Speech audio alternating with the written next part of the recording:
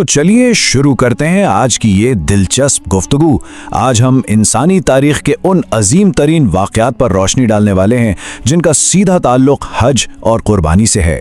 ये कोई आम तारीख नहीं है, बल्कि सच्ची कुर्बानी, यकीन और मोहब्बत की एक ऐसी गहरी दास्तान है जिसने पूरी दुनिया को हमेशा के लिए बदल कर रख दिया। लब्बैक अल्लाहुम्मा लब्बैक, ये सिर्फ चंद सादा अल्फाज नहीं है।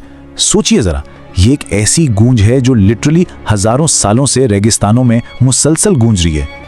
दुनिया के हर कोने से आने वाले लोग सफ़ेद एहराम में लिपटे हुए, चाहे ना कोई बादशाह होता है और ना ही कोई गुलाम, सब बिल्कुल बराबर खड़े इस एक पुकार को दोहराते हैं।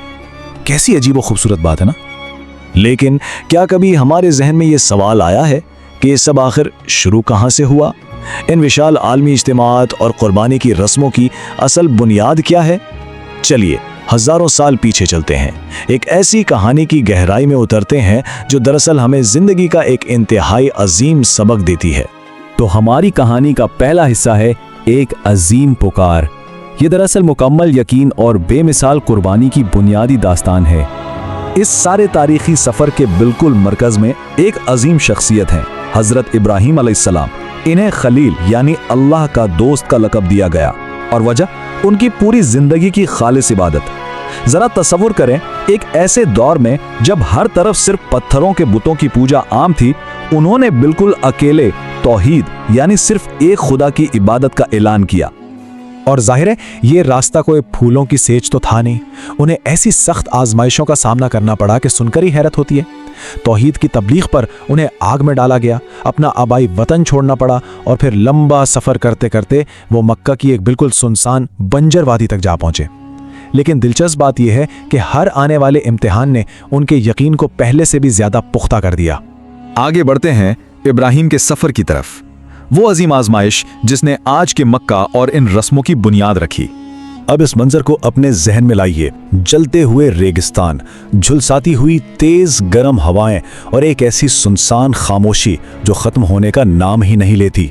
इस अकेले और बेरहम माहौल में जहां पानी का एक कतरा तक नहीं था, अल्लाह के हुक्म पर हज़रत इब्राहीम ने अपनी बीवी हज़रत हाजरा और नन्हे बेटे हज़रत इस्माइल को वहां छोड़ दिया। ये वाकई एक ऐसा मुश्किल फैसला था जो सिर्फ और सिर्फ मुकम्मल यकीन ही करवा सकता था। इसी बंजर जमीन पर शुरू होता है हमारा तीसरा हिस्सा, सफ़ा, मरवा और जमजम, बका और जिंदगी बचाने की एक अजीम जद्दोजहद। देखिए, जब पास रखा पानी बिल्कुल ख़त्म हो गया और छोटा सा बच्चा प्यास से बेहाल होने लगा, तो एक माँ भला कैसे सुकून से बैठ सकती है। हज़रत हजरा बेताब होकर पानी की तलाश में सफ़ा और मरवा की पहाड़ियों के दरमियान दौड़ने लगी, और इस अजीम मोहब्बत और बेकरारी का नतीजा क्या निकला? एक अजीम मौजज़ा। नन्हे इस्माइल के कदमों के पास ज़मीन से पानी का एक मुकद्दस चश्मा फूट निकला। जी हाँ, वही जमजम का चश्मा जो आज तक मुसलसल बह रहा है। हज़रत हाजरा ने उन दो पहाड़ियों सफ़ा और मरवा के दरमियान पानी की दरियाफ्त के लिए ठीक 7 मरतबा चक्कर लगाए थे, मुकम्मल 7 दफ़ा। और इस सब में सबसे हैरानकुन बात क्या है? यही तारीखी अमल आज एक बाकायदा रस्म बन चुका है जिसे सही कहा जाता है।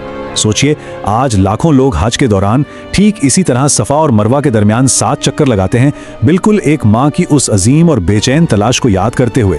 ये एक वाकई शानदार तरीका है सदियों पुराने वाक़े को रोज़मर्रा की इबादत से जुड़ने का। अब आते हैं इस दास्तान के सबसे अहम और चौथे हिस्से पर, अजीम कुर्बानी का वाक़या। एक बाप के यकीन का सबसे आखिरी और सबसे बड़ा इम्तिहान। वक्त गुजरता गया, हज़रत इस्माइल जवान होने लगे। फिर हज़रत इब्राहीम को ख्वाब में हुक्म मिला कि अपने सबसे प्यारे बेटे को अल्लाह की राह में कुर्बान कर दें, यानी वो बेटा जो उन्हें सदियों की दुआओं के बाद मिला था। जब उन्होंने ये ख्वाब बेटे को बताया तो हज़रत इस्माइल का जवाब सुने, उन्होंने कहा, अब्बा जान, आपको जो हुक्म दिया गया है वो कर दीजिए, इंशाअल्लाह आप मुझे सब्र करने वालों में पाएंगे। ये किसी भी जवान बेटे की फरमाबरदारी का एक बेमिसाल मुजाहिरा था। ये लम्हा इंसानी तारीख का शायद सबसे खामोश और सबसे भारी लम्हा था। तसव्वुर करें, रेगिस्तान की हवा जैसे रुक सी गई है। बाप ने अपनी आंखों पर पट्टी बांधी ताकि बेटे की मोहब्बत और अल्लाह के हुक्म के दरमियान कोई रुकावट ना आए। लेकिन ठीक उसी लम्हे अल्लाह की रहमत जोश में आती है और एक मुदाखलत होती है। हज़रत इस्माइल की जगह अचानक एक दुम्बा भेज दिया जाता है। कुर्बानी कबूल हो चुकी थी और उनका यकीन हमेशा के लिए अमर हो गया। اور واقعی یہ چیز آج ہمیں بہت خوبصورتی سے سمجھاتی ہے کہ ہر سال منائی جانے والی اس قربانی کا اصل مقصد کیا ہے۔ ایک طرف جسمانی عمل ہے، جانور ذبح کرنا، گوشت اور خون، لیکن دوسری طرف اس کا سچا روحانی مقصد ہے، تقویٰ۔ قرآن واضح کرتا ہے کہ اللہ تک قربانی کا گوشت یا خون نہیں بلکہ ہمارے دل کا اخلاص پہنچتا ہے۔ یہ رسم دراصل اپنی انا اور اپنی خود غرضی کو قربان کرنے کا ایک بہت عظیم پیغام ہے۔ اب بڑھتے ہیں 5ویں حصے پر، کعبہ اور حج، ایک ایسی عمارت جو اس داستان کی زندہ نشانی ہے۔ اس سخت آزمائش کے بعد اللہ کے حکم سے باپ اور بیٹے نے مل کر ایک مقدس گھر کی تعمیر شروع کی۔ جی ہاں، خانہ کعبہ۔ یہ ایک انتہائی سادہ سی لیکن نہایت مقدس عمارت ہے جس کی طرف رخ کر کے آج پوری دنیا کے مسلمان نماز ادا کرتے ہیں۔ یہ ان دونوں ہستیوں کی لگاتار محنت کی ایک عظیم پیشکش تھی۔ تعمیر مکمل ہوئی تو اللہ کی طرف سے ایک اور تاریخی حکم آیا۔ حضرت ابراہیم سے کہا گیا، لوگوں میں حج کا اعلان کر دو۔ یہی وہ عظیم پکار تھی جس کا ذکر ہم نے بالکل شروع میں کیا تھا۔ اس ایک اعلان نے باقاعدہ ایک ایسی روایت کا آغاز کیا جو دنیا بھر کے لوگوں کو وہاں کھینچنا شروع ہو گئی۔ ظاہر ہے وقت کے ساتھ اس ساری رسم کا ایک باقاعدہ ارتقا بھی ہوا۔ حضرت ابراہیم نے تعمیر کیا، لیکن پھر ایک لمبا وقت آیا جب لوگوں نے وہاں دوبارہ بت پرستی شروع کر دی۔ لیکن پھر اللہ کے آخری نبی حضرت محمد صلی اللہ علیہ وسلم نے آ کر کعبہ کو ان بتوں سے بالکل پاک کیا اور حج کو واپس اسی خالص اور اصلی حالت میں بحال کر دیا جو حضرت ابراہیم کا بنیادی طریقہ تھا، جو ہمیں سیدھا لاتا ہے ہمارے آخری حصے کی طرف، آج کے دور کا حج، وہ منظر جو آج ہم ہر سال دیکھتے ہیں۔ تو سب سے اہم اور پوائنٹ کی بات یہ ہے کہ آج کی ہر ایک رسم سیدھا انہی تاریخی عظیم ہستیوں سے اور ان کے امتحانات سے جڑی ہوئی ہے۔ برابری درشانے والا سفید احرام، کعبہ کے گرد چکر لگانا یعنی طواف، صفا اور مروہ کی سعی جو ٹھیک حضرت حجرہ کی یاد ہے، عرفات کے میدان کا عظیم اجتماع اور بالآخر قربانی، یہ سب صرف رسمیں نہیں ہیں بلکہ انہی قدیم آزمائشوں اور ان کے سفر کو عام انسانوں کے لیے فزیکل طور پر یاد رکھنے کا ایک شاندار طریقہ ہے۔ اس ساری معلومات کی روشنی میں ہم بآسانی یہ کہہ سکتے ہیں کہ یہ صرف کوئی جسمانی سفر نہیں ہے، یہ اصل میں روح کا سفر ہے، ایک ایسی مقدس مشق جو مکمل برابری سکھاتی ہے، جہاں دنیا کا سب سے امیر انسان اور سب سے غریب انسان دونوں اپنی ساری پہچان چھوڑ کر بالکل ایک جیسے دکھتے ہیں اور ایک ہی صف میں برابر کھڑے ہوتے ہیں۔